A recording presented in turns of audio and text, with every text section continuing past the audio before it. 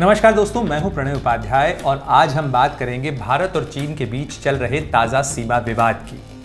लेकिन इस विवाद पर आगे बात करने से पहले सबसे पहले यह जानना बहुत जरूरी है कि आखिर इसकी जड़ क्या है। यूं तो भारत और चीन के बीच का यह सीमा विवाद दरअसल भारत की आज़ादी के बाद या यूं कहें कि अंग्रेजों और चीन के बीच ही चल रहा था। लेकिन उसके बाद 1962 में जब भारत और चीन के बीच में युद्ध हुआ तो उस युद्ध के बाद करीब 3488 किलोमीटर की जो सीमा है, जो भारत और चीन के बीच की सीमा है, जिसे लाइन ऑफ एक्चुअल कंट्रोल कहा जाता है, ये बहुत विचित्र ऐसी सीमा है। ऐसी सीमा जिसकी कोई रेखा तय नहीं है। बहुत कम ऐसा क्षेत्र है जहां पर दोनों के बीच में एक सेटल्ड बॉर्डर है और बहुत बड़ा इलाका ऐसा है जो अभी भी अनडिमार्केटेड है। यही कारण है कि दोनों देश अपने अपने लाइन ऑफ परसेप्शन यानी जिसे वो अपनी सीमा मानते हैं उसे उस हद तक जाने की कोशिश करते हैं। और लाइन ऑफ परसेप्शन जो है वो दोनों के बीच का चूंकि अलग अलग है, इसलिए दोनों देश अपने अपने लाइन ऑफ परसेप्शन के हिसाब से पेट्रोलिंग करने की कोशिश करते हैं। लेकिन अब पेट्रोलिंग करने की जब कोशिश करते हैं तो दोनों देशों की सेनाएं, जो पेट्रोलिंग दल हैं, जो कि गश्ती दल हैं, वो आमने सामने आते हैं। आमने सामने आने के बीच कई बार ऐसी टकराव की घटनाएं हुई। लेकिन आप इस चीज को भी ध्यान में रखिए कि 1979 के बाद से भारत और चीन की सीमा पर कोई गोली नहीं चली है। इसकी वजह यह भी है कि दोनों देशों के बीच में एक मोटी मोटी बात यह तय है कि इस मामले के ऊपर तनाव नहीं बढ़ने देना है, टकराव की स्थिति तक नहीं जाए। लेकिन दोनों देश अपनी अपनी तरफ से इस चीज को असर्ट भी करते हैं क्योंकि ये टेरिटोरियल इंटीग्रिटी का मामला है। अब आते हैं ताजा घटनाक्रम के ऊपर। 4-5 मई के बाद से आज तक, यानी इस समय जब हम बात कर रहे हैं तब इस दौरान लगभग 3-4 घटनाएं अलग अलग इलाकों में हो चुकी हैं। यानी पूर्वोत्तर में सिक्किम और नाथुला के पास में नाकुला की जगह है। नाकुला के ऊपर भारत और चीन के सैनिकों के बीच में झड़प की स्थिति हुई। इसके बाद जो वेस्टर्न सेक्टर, मिलिट्री पार्लेंस में कहा जाता है, यानी सैन्य भाषा में जिसे वेस्टर्न सेक्टर कहते हैं, यानी लद्दाख का इलाका, और लद्दाख में भी खास तौर पर पूर्वी लद्दाख का इलाका, जिसमें दौलत बेग ओल्डी की वो जगह आती है जहां 2013 में भारत और चीन के सैनिक आमने सामने आए थे। करीब करीब 21 दिनों तक ये आमने सामने का जो फेस ऑफ था वो बना रहा। इसके बाद उसी इलाके के अंदर पेंगोंगसो लेक है, पेंगोंगसो झील है। इस पेंगोंगसो झील की भी कहानी बड़ी विचित्र है क्योंकि ये इस झील में पानी के बीच एक इमेजिनरी लाइन से दोनों देश अपने अपने बीच में लाइन ऑफ एक्चुअल कंट्रोल को मानते हैं और उसकी हद के हिसाब से आपस में पेट्रोलिंग करते हैं। पानी में लकीर कैसे होती है ये तो नहीं नजर आता है, लेकिन चूंकि दो फीचर्स जो होते हैं, यानी पहाड़ियां जो हैं जिन्हें फिंगर्स कहा जाता है, उन फिंगर्स के हिसाब से दोनों देश अपने अपने हिसाब से उसकी पेट्रोलिंग करते हैं। और भारत का यह दावा है कि फिंगर 8 तक उसकी सीमा है। हालांकि भारतीय सेना जो है वो उस पेंगोंग लेक के अंदर करीब फिंगर 4 तक फिजिकली कंट्रोल करती है। बहरहाल इस जगह पर अभी भी ये स्थिति है कि यहां पर चीन ने और भारत ने, दोनों ने, चूंकि चीन ने वहां पर अपनी बोट्स की संख्या बढ़ाई तो भारत ने भी अपनी तरफ से बोट्स की संख्या बढ़ाई और इन इलाकों के अंदर फिलहाल पेट्रोलिंग हो रही है और यहां पर दोनों देश अपने अपने परसेप्शन के हिसाब से पेट्रोलिंग करते हैं। अब आते हैं हम गालवन रिवर की गालवन घाटी जो है ये दौलत बेग ओल्डी से काफी करीब है और श्योक नदी जो है, जो कि लद्दाख के इलाके में बहती है, उसके करीब ही उसकी एक ट्रिब्यूटरी है जिसे गैल्वन नदी कहा जाता है। और इसकी घाटी के पास में एक स्थिति है जहां पर भारत और चीन के सैनिक जो हैं वो आमने सामने की स्थिति में हैं, जिसे फेस ऑफ कहा जाता है। और फिलहाल अभी तक की जानकारी के मुताबिक दोनों तरफ से टेंट लग चुके हैं, यानी फिलहाल दोनों ही पीछे हटने को तैयार नहीं है। क्या हर बार यही स्थिति आती है? इसका जवाब है हां भी और ना भी। हर बार ऐसी स्थिति इसलिए नहीं आती है क्योंकि दोनों देशों के बीच में 2005 में एक फ्लैग ड्रिल पे एग्रीमेंट हुआ था और यह तय हुआ था कि जब भी ऐसी स्थिति आएगी, दोनों देशों के सैनिक आमने सामने पेट्रोलिंग में आएंगे तो वो दोनों देशों को जो दोनों सैनिक हैं वो अपने अपने साइड का एक बैनर निकालेंगे, एक झंडा निकालेंगे और दूसरी तरफ को ये दिखाएंगे। भारतीय सैनिक जब भी जाते हैं तो अपने साथ एक बैनर लेके जाते हैं पेट्रोलिंग के ऊपर, जिस पर लिखा होता है, जब भी चीनी सैनिक उनके सामने आते हैं तो उस पर लिखा होता है कि आप भारत की हद में हैं, आपसे आग्रह है कि आप वापस चले जाएं, अपने सीमा में चले जाएं, हमारी सीमा में न रहें। कुछ ऐसा ही चाइनीज सैनिक जो हैं, चाइनीज पीएलए के, वो भी जब आते हैं तो इसी तरीके का एक बैनर लेके आते हैं। बहरहाल ये सारी जो एक्सरसाइज है ये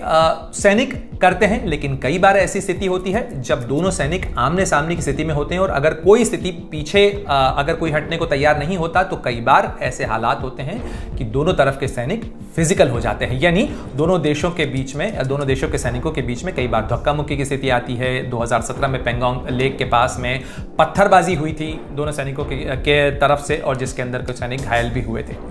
बहरहाल मार्च अप्रैल से लेके अक्टूबर वो समय होता है जब इस इलाके के अंदर तापमान ऐसा होता है, गर्मियां होती हैं, इसलिए दोनों तरफ के सैनिक पेट्रोलिंग के लिए जाते हैं, गश्त के लिए जाते हैं। यही वो समय होता है जब दोनों देशों के बीच में इस तरीके के फेस ऑफ्स की घटनाएं होती हैं। लेकिन एक ट्रेंड देखने को मिला है। वो ट्रेंड ये कहता है कि 2012-13 के बाद से अब तक 2020 तक इस तरीके की घटनाओं के अंदर एक इजाफा हुआ है।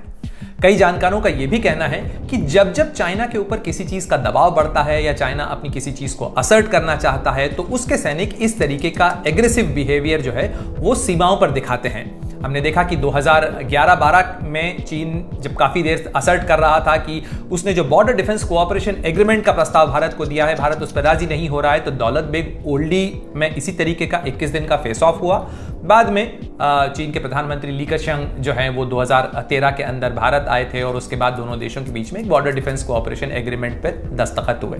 बहरहाल 2014 में जब सितंबर 2014 में चीन के राष्ट्रपति शी जिनपिंग भारत के दौरे पर आए थे तो उस समय भी चुमर के इलाके में चीन के सैनिक जो हैं वो आ गए, इसी तरीके के कैंप लगे, आमने सामने की स्थिति बनी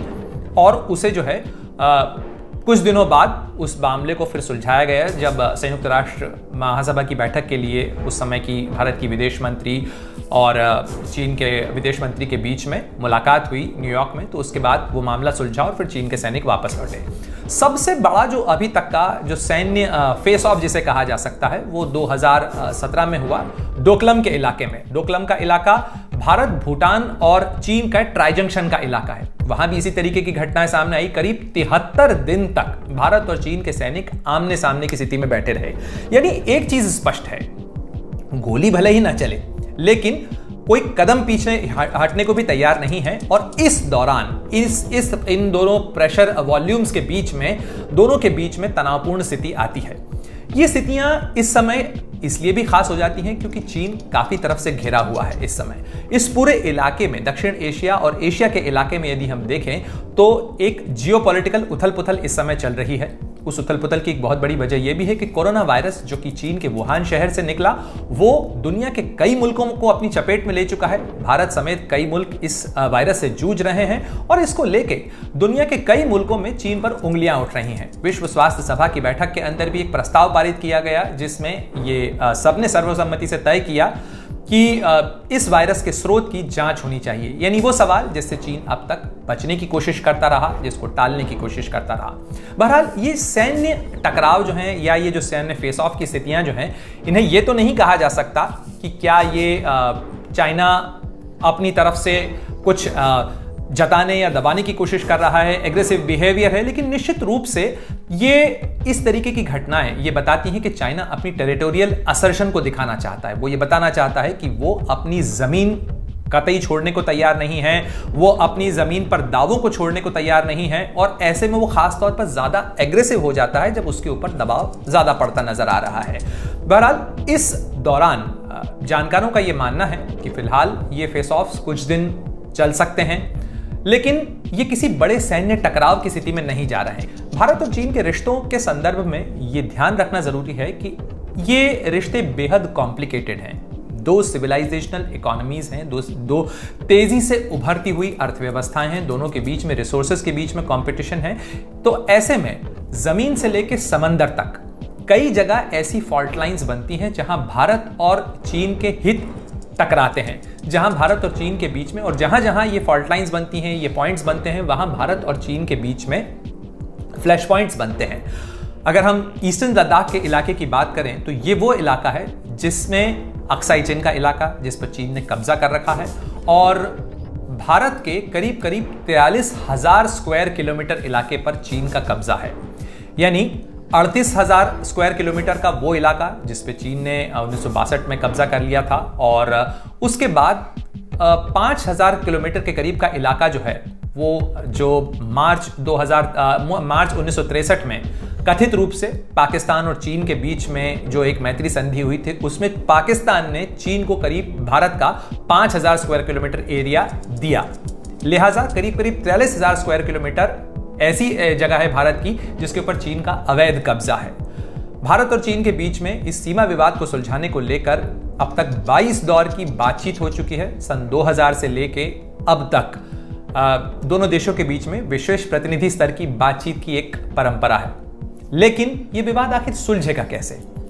इसके सुलझने को लेके बहुत सारी आकलन लगाए जाते हैं, लेकिन फिलहाल जो वस्तुस्थिति है वो ये बताती है कि दोनों देशों के बीच में 22 दौर की स्पेशल रिप्रेजेंटेटिव लेवल की बातचीत, यानी भारत के राष्ट्रीय सुरक्षा सलाहकार होते हैं, चीन के विशेष रिप्रेजेंटेटिव जो होते हैं, जो वहाँ के फॉरेन मिनिस्टर भी हैं वांगी, वो इसमें प्रतिनिधि हैं, लेकिन उनके बीच में बातचीत के बावजूद इसको सुलझाने का रास्ता अभी तक नहीं निकल पाया है। केवल कुछ पॉलिटिकल पैरामीटर्स जो हैं वो तय हुए हैं और उनके ऊपर मैप्स एक्सचेंज की बात चल रही है। जब जब मैप्स का एक्सचेंज होता है, दोनों तरफ के अपने अपने दावे हैं और इसीलिए चीन की ये जो जिद है कि वो टेरिटोरियल जो है अपना इलाका वो सुलझाना नहीं चाहता, और भारत एकमात्र ऐसा देश है जिसके साथ फिलहाल चीन ने अपना सीमा विवाद उस तरीके से नहीं सुलझाया है। खासतौर पर लैंड बॉर्डर अगर देखा जाए, इतनी बड़ी लैंड बॉर्डर यदि देखा जाए, यानी 3488 किलोमीटर छोटा इलाका नहीं होता है, और इतने बड़े देश के साथ में उसने अपना सीमा विवाद नहीं सुलझाया है, तो इसके पीछे एक उसका जियोपॉलिटिकल गेम भी समझ में आता है, क्योंकि इस अनसुलझे सीमा विवाद के साथ वो फ्लैश पॉइंट्स बने रहते हैं जहां पे वो मिलिटरीली यानी सैन्य तरीके से प्रेशर असर्ट कर सकता है, प्रेशर एग्जर्ट कर सकता है, चूंकि सीमा अनसुलझी है, अनडिमार्केटेड है। और ऐसे में भारत के लिए यह जरूरी हो जाता है कि वो इन फ्लैश पॉइंट्स के बारे में बेहद एहतियात बरते। यही कारण है कि फिलहाल अगर आप देखें तो भारत की तरफ से एक रणनीति जो भारतीय सेना की है, वो रणनीति यही है कि जहां जहां इस तरीके के फेस ऑफ की सिचुएशन बनती नजर आती है, भारतीय सेना उसे वहां पर काउंटर करती है, वहां फेस ऑफ होता है, और फिर दोनों देशों के बीच में अगर कूटनीतिक स्तर पर बातचीत होती है, जब तक समाधान का रास्ता नहीं निकलता है, चीन जो है वो कदम पीछे हटने के लिए राजी नहीं होता है, तब तक भारतीय सेना भी पीछे नहीं हटती है। और इस तरीके के फ्लैश ऑफ कई जगह देखने को मिले हैं, और इनके पीछे तात्कालिक कारण होते हैं। कभी चीन को इस बात का एतराज होता है कि भारत ने कोई जो है ट्रांसपोर्ट ट्रैक्ट क्यों बना लिया है, कभी उसे इस तरह का इलाका होता है कि कोई ऑब्जर्वेशन पोस्ट क्यों बना ली गई है, कोई टेम्पररी शेड क्यों बना लिया गया है। इस तरीके के बहुत सारे जो हैं जिनके ऊपर चीन आपत्ति दर्ज कराते हुए इस तरीके की फेस ऑफ की सिचुएशन तक हालात को लेकर आता है, और ऐसी कई घटनाएं हुई हैं, लेकिन इनके अंदर इजाफे का ग्राफ जो है वो चिंता बढ़ाता है कि क्या चाइना मिलिटरीली जो असर्ट कर रहा है उसके इस असर्शन के पीछे उसकी असली मंशा क्या है, वो किस तरीके से सीमा विवाद को सुलझाना चाहता है, ये अभी तक स्पष्ट नहीं है। और यही एक वजह है जिस कारण से चीन की जो ये एम्बिग्विटी है, चीन का जो अपने नजरिए को स्पष्ट करने में ये जो धुंधलापन है या एक सोची समझी रणनीति है, जिसके तहत भारत और चीन के बीच का सीमा विवाद अभी तक सुलझ नहीं पाया है। ये उम्मीद की जानी चाहिए कि इसके समाधान का रास्ता कब निकलेगा, कैसे निकलेगा, ये तो नेता तय करेंगे, लेकिन भारत के लिहाज से कुछ बिंदु जो हैं वो फिलहाल चिंताजनक है, क्योंकि ऐसे में जबकि अंतर्राष्ट्रीय स्तर पर चीन घिरता नजर आ रहा है, ऐसे में जबकि कोरोना वायरस को लेकर उस पर दबाव उठ रहे हैं, ऐसे में जबकि अमेरिका और चीन के बीच में तनाव बढ़ रहा है, ऐसे में कहीं ऐसा ना हो भारत को इस तनाव का अखाड़ा बनाने की कोशिश चीन करे, भारत के आसपास के इलाकों में इस तरीके की चीज़ों की कोशिश करे। क्योंकि जिस तरीके से अचानक नेपाल ने अपना नया नक्शा जारी किया है, जिस तरीके से नेपाल जो है लिपुलेख और काला पानी के इलाके को अपना इलाका बताकर नया नक्शा जारी करते हुए एक टेरिटोरियल डिस्प्यूट को नए लेवल पर ले जा रहा है, क्योंकि भारत और नेपाल के बीच भी सीमा सुलझाने को लेकर कोशिश चल रही है। लेकिन उस प्रक्रिया के दौरान ही नेपाल का आक्रामक रूप से सामने आना, अपने दावों को असर्ट करते हुए नया नक्शा जारी करना, इसके अलावा चीन का अचानक से इस तरीके से टेरिटोरियल असर्शन करना, पाकिस्तान तो लाइन ऑफ कंट्रोल के ऊपर लगातार सीमा संघर्ष विराम उल्लंघन करता ही रहता है। ये निश्चित रूप से वो बिंदु हैं, वो फ्लैश पॉइंट्स हैं जो भारत के लिए चिंता का सबब बनाते हैं। ऐसे में भारत के लिए बहुत ज़रूरी होगा कि वो इन चीज़ों को लेकर काफ़ी ध्यान रखे, और शायद यही जो फोकस है वो इस समय भारतीय सेना का भी है, क्योंकि जो कोरोना के साथ लड़ाई चल रही है वो अपनी जगह है। देश बहुत सारे उथल पुथल के दौर से इस समय गुजर रहा है, खासतौर पर इकोनॉमिक एक्टिविटीज़ को लेकर जो चीज़ें चल रही हैं वो हैं। लेकिन भारत की सीमाओं पर भी इस समय खासी गर्मी है और इस गर्मी की वजह ये भी है कि कहीं ना कहीं चीन कोरोना वायरस को लेकर काफ़ी घिरता हुआ नज़र आ रहा है।